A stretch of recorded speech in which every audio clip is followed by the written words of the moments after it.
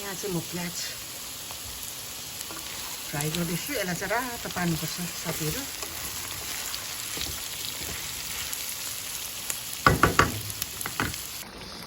हेर्नुहोस् न यहाँ यो चाहिँ बिरयानीको लागि।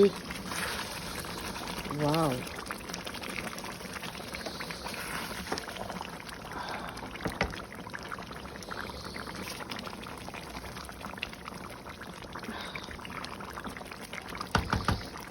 यो चाहिँ मेरो माया लाग्दो तन्दुरी। हेर्नुहोस् यहाँ बिरयानी हो।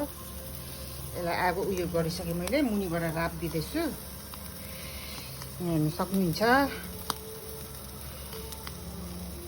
पहिला चाहिँ मजाले यसलाई स्टिम गरेर,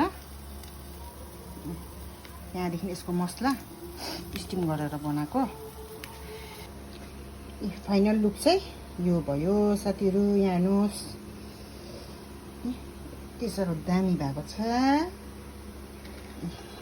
हो। नानीहरूको लागि चट। अब योसँग चाहिँ कोक। मलाई कम्ती हो मासु मासु चाहिँ हाल्छ।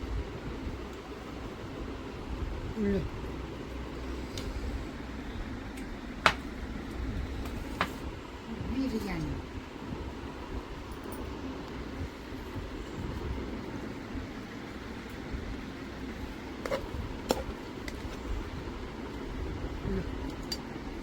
तिम्रो